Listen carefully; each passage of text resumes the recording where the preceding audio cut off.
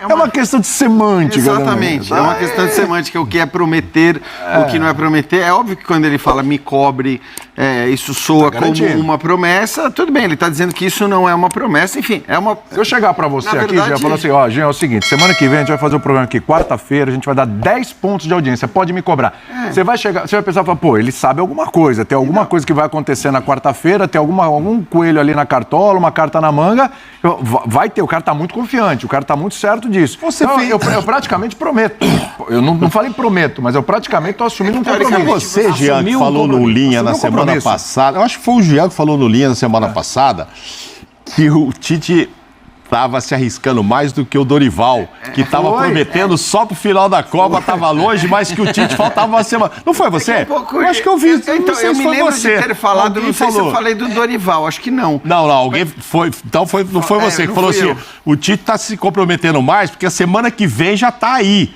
O Dorival, pelo menos, está falando para daqui 2 anos, tem muito tempo. Eu imaginei que tinha sido você. Coisa, né, Mauro? Eu acho que quando essas coisas acontecem, e isso eu me lembro de ter falado, foi, cara, quando você faz isso, você está meio desesperado, assim. Porque existem coisas que você não pode... E tanto que pra mim não tem valor nenhum quando o cara diz, prometo que vou fazer um gol no próximo, que vai ter um gol no próximo jogo. Nem combina com o Tite esse tipo de colocação. Não, exatamente. Então, assim, no caso dele ainda mais, soa meio que um desespero em relação à pressão que ele estava sofrendo. Porque, quando o Renato Gaúcho prometeu que o Fluminense não seria rebaixado, vocês lembram disso? Vou sair pelado, não sei o quê, aqueles papos lá. Cara, assim, alguém encara essas promessas como algo minimamente válido? Qual é o valor de uma promessa como essa? Eu posso prometer para você, William, que, amanhã, vamos conversar? Tá bom, vamos conversar. Então, eu prometo para você que às 2h eu vou estar aqui na redação e isso dá para prometer, né? Claro que pode acontecer um acidente, eu posso não conseguir vir por... Deus o livre, Gil. Mas, assim, é uma coisa que dá para prometer. Agora... Prometer algo que você depende do outro, do adversário, do que você vai conseguir ou não fazer, não existe. Essas promessas não existem. Então é isso. Vira uma discussão boba, semântica. Eu entendo que do ponto de vista também da comunicação, da retórica do Tite, haja um certo prazer em cobrar isso. Ele fala, me cobra e vou cobrar na coletiva. Ok. E justo, acho que a pergunta é super justa. Exato, tudo bem. É super justa a pergunta. Agora, o valor de fato de uma promessa como essa... ou de uma projeção, como ele falou, se ele quer chamar de projeção, é nulo, porque não, né, é que nem aqueles pactos, não, gente, a partir de agora, fizemos um pacto para o time não ser rebaixado. Porra, faz o pacto na primeira rodada do campeonato, para não precisar fazer o pacto faltando 5 rodadas. Essas coisas são umas bobagens. Mas fez com o adversário, o pacto é só entre vocês. Exato. Todo time tem um pacto, algum pacto de alguém vai dar errado. Eu cansei de fazer isso aí. E achava ótimo. Quando você é travante, falava, vou fazer 2 gols no clássico. Isso aí, esse tipo de fanfarrice, né? Vou fazer gol e tal. Mostrava confiança. Ramon prometeu ano passado, não vai barrar. Não vai barrar, exato. Esse ano não deu. Mas achei bobagem. Eu acho que ele estava ali, como eu disse agora pro Gê, assim, nem combina com o Tite, esse tipo de coisa, né, de resposta. Mas o jeito que estava ali, a pressão, tipo assim, mas fica tranquilo que a gente vai lá e vai resolver e tal, para tentar escapar daquele momento. Aí a coisa não aconteceu, o cara vai falar, você prometeu, prometeu o quê, né? Ele pensou que ia acontecer e não aconteceu, acho bobagem. Acho que mostrou mais um desespero de causa do Tite depois do primeiro jogo. Lá no primeiro, tem que garantir alguma coisa. Assim, porque a gente, todo mundo falou, todos os programas aqui, foi o mesmo comentário. Não é a cara do Tite fazer isso. Vamos falar aqui. Não é o perfil do Tite fazer isso. Quando ele fala isso... Eu acho que ele já estava... Ele assume um compromisso. Assume um compromisso. E ele é cobrado quando o compromisso não é cumprido. Ainda mais quando já há uma antipatia da torcida com ele. Ele é cobrado. Não é vontade, não. Ele criou mais do que antipatia, é insatisfação. Insatisfação. Né? Ele criou. O cara vem falar assim, não cumpre, então porrada nele. É isso. Ele criou uma expectativa que não teve êxito, essa expectativa no jogo de volta. E eu acho muito, muito difícil o treinador falar uma coisa dessa, porque não sabe o que vai acontecer no jogo. Tem tantos fatores imponderáveis numa partida de futebol, que a gente não tem muita... São muitos fatos que podem acontecer. O Atlético Paranaense tomou um gol com 0 de jogo. 0 de jogo, não deu 1 minuto, 0 de jogo. Papo 1-0 pro Racing. E aí muda toda a trajetória. Muda toda a história. O Flamengo poderia ter feito esse gol com 30 segundos, como ontem, 35 segundos. Muda toda a trajetória do jogo. Mas esses são fatos imponderáveis. São fatos que você não consegue administrar no jogo de futebol. Ter um jogador expulso, né, perder um jogador lesionado. Esses são os fatores imponderáveis. Então você não pode entrar, né, como o Tite fez. Não é promessa, que ele disse que não é promessa. Mas ele tem um compromisso. Projeção. Ele assumiu um compromisso. Podem me cobrar. Ele se compromissou. O que ele podia fazer é dizer, olha, eu prometo que nós não vamos cruzar 40 bolas e acertar só 11.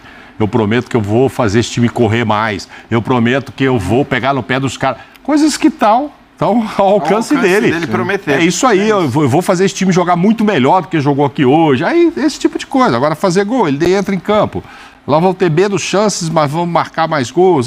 Impressionante, né? Porque o Flamengo ficou um fim de semana poupado, descansando. 12 jogadores não viajaram para jogar contra o Grêmio. 12 jogadores não atuaram naquela partida. Mas vamos lá, na hora do desespero, porque era o desespero. Era desespero. Dava para fazer diferente? Não, eu estou dizendo assim... teria poupado também? Não, eu teria feito exatamente o mesmo. O jogo do ano era o jogo do Perol. Eu não teria levado o treinador para o jogo do Grêmio. A troco. Para que o Tite estava ali na beira do campo? Com 11 reservas e mais 8 meninos no banco de reservas. Não é isso? Sim. Cara, me dá uma impressão de que alarguei de vez. Não. Pega o Tite, eu vou preparar o time para o jogo do Uruguai. E eu quero o treinador principal preparando o time do jogador do Uruguai. Ah, mas Pascoal, foram só 2 treinos. Não importa. 2 treinos, não dá para o treinador ir lá, porque eu acho que ia ficar uma impressão assim, larguei, não tô nem aí. Eu não gosto do técnico não ir. Eu acho que nesse caso você tinha que colocar todas as suas forças. Mas você acha que faria tanta diferença assim? Para mim faria. Se o Tite ficasse do que o time fez no domingo, que a gente discutiu antes, é o que o time ia fazer no domingo. Era treino tático ou treino físico? No domingo, no dia que jogou com o Grêmio. Porque se fosse treino tático, tinha que ter o Tite. Tudo bem. Mas se fosse treino físico, não precisava do Tite. Agora, só tem 2 dias para treinar taticamente, o que nós vamos fazer? Cruzamento, né? Aí eu preciso do Tite. Aí eu não preciso dele no Grêmio. Agora, se programou, não, eu vou treinar sábado aqui de manhã, dá um relax aí no domingo, aí domingo à noite eu já estou de volta, segunda é que nós vamos treinar para valer, aí não fez falta. Mas poupar, eu acho que tinha toda a razão que você está falando. O Botafogo poupou, o Fluminense poupou, todo mundo de São Paulo, quem tinha compromisso deu uma poupada dentro do possível. De maneira diferente, né? O Botafogo, por exemplo. Claro que você está falando do líder do campeonato. Eu sei. E você está falando do líder do Campeonato Brasileiro com um time fungando no cangote, então e é um absurdo para um time como o Botafogo, com a força que tem, abrir mão do Campeonato Brasileiro. É o caso do Atlético Mineiro contra o Palmeiras no final de semana. Vai fazer o quê? Cara, Copa do Brasil ou o Campeonato Brasileiro? Porque assim, eu acho que assim, o Atlético Mineiro para mim não tem discussão. O Atlético Mineiro, para mim, não tem discussão, Pascoal. O Atlético Mineiro é óbvio que ele vai olhar para as Copas. Até porque ele está nas duas. As duas. Então, assim, o Atlético vai olhar para as Copas e vai dizer, cara, o brasileiro é com o que der, ou o brasileiro já foi mesmo. Quem eu preciso escalar e tudo mais. É normal que seja assim. O São Paulo, também acho que era absolutamente normal tirar todo mundo. Fez isso contra o Cruzeiro, fez isso contra o Atlético Goianiense. O Flamengo, eu acho que era um caso mais complicado. Eu não sei se... Porque foi radical. A decisão de tirar 12 jogadores, para mim, da viagem, ela é radical, né? Porque, cara, primeiro, você está falando tudo que o Pascoal falou no começo do programa, em relação ao elenco do Flamengo, que é indiscutivelmente o melhor elenco. Claro, hoje não, porque tem metade dos caras estão no departamento médico. Mas quando você tem essa potência, quando você tem essa força, quando você tem esse potencial para ganhar muitos pontos... Cara, tenta se manter lá no... Talvez a avaliação do Flamengo tenha sido, bom, ainda que eu ganhe o jogo que eu tenho a menos e ganhe do Grêmio, eu vou ficar a 5 pontos do Botafogo. E além do Botafogo, você tem um Palmeiras que está a 3 pontos do Botafogo. E eu estando ali a 2 do Palmeiras e a 5 do Botafogo. Do Botafogo vai ser muito difícil ganhar esse brasileiro porque esses 2 times estão... Então talvez a avaliação tenha sido essa. Eu penso noutra. Eu não posso perder mais ninguém. Eu não posso levar o Arrascaeta lá e perder. O time que vai jogar no Uruguai... Não pode machucar mais ninguém, é isso? Porque a zica tá forte. Independentemente de eu ganhar ou perder do Grêmio, a zica tá muito forte. esses 11, 12 eu vou deixar aqui para esse jogo, que é meu jogo do ano. Vou embrulhar no porque do plástico jeito bolha. que eu Mas tô, que se eu avaliação perder você um faz, ou dois... Mauro? Se o Bruno Henrique se machuca no jogo desse. Senhora. Então, mas que Entendeu? avaliação você faz da diferença do Flamengo ganhar ou perder do Grêmio em relação à possibilidade de título brasileiro?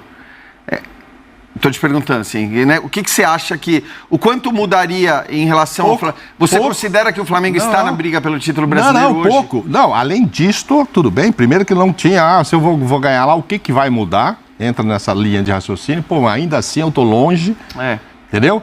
Mas, além disso, eu não quero correr o risco de machucar ninguém. Porque, pô, eu preciso levar esses 12 aqui para colocar em campo. E, inclusive, o Gabigol fica aqui recuperando um pouco mais fisicamente também, porque se eu colocar ele contra o Grêmio para ganhar ritmo, eu corro o risco de perder. Então, acho que tinha umas duas coisas. Essa avaliação de pontos, além do que, se leva o time titular contra um Grêmio que também estava em casa e precisando ganhar, não quer dizer que ia ganhar com o time titular, que também não está jogando essa maravilha toda, o Flamengo. Inclusive perdeu para o Criciúma. Eu não sei se essa derrota... Não, perdeu, mas o Flamengo também não estava ganhando de todo mundo para achar que ia lá com o time titular, que era favoritaço. Então, ontem a gente comentou aqui que esse resultado de ontem implica no Campeonato Brasileiro e implica na Copa do Brasil. Implica para o Flamengo. Porque se ganha ontem, aí... aquele negócio de Dona Ernesto Firpo Nunes, calça de veludo ou tudo de fora. Então, por quê? Porque ia botar aquela roupa elegante para jogar Libertadores da América. E Copa do Brasil também. Copa do Brasil porque cabe, também. né, essa coisa do meio de semana, até para poupar e Isso. Você joga todos os meios de semana. Agora, o que o Flamengo tem que fazer? Ganhar a Copa. O Flamengo tem que dar uma satisfação para a torcida. O que é mais fácil ganhar agora para o Flamengo? Ser campeão brasileiro ou ganhar a Copa do Brasil? Ele está 11 pontos do líder. Não tem discussão. Não tem nem discussão. Então, o que é que o Flamengo tem que visar? O campeonato, a Copa do Brasil agora. Mesmo sabendo que o torcedor considera o terceiro título do ano. Não vai salvar o ano porque ganhou, a gente chegou a falar aqui que o Flamengo podia fazer a tríplice coroa real. Porque é o seguinte, brasileiro, Libertadores e Copa do Brasil. Tinha elenco para isso. Olha que porque a esperança é igual paçoca. E agora sabe disso? Como é que é a história da paçoca? Esperança é igual paçoca. Do nada esfarela. E então, vou falar uma coisa para o senhor. Além de ter esfarelado, você olha agora para a Copa do Brasil, confronto com o Corinthians. O Flamengo é favorito? Você acha que é taco a taco? O Flamengo é favorito?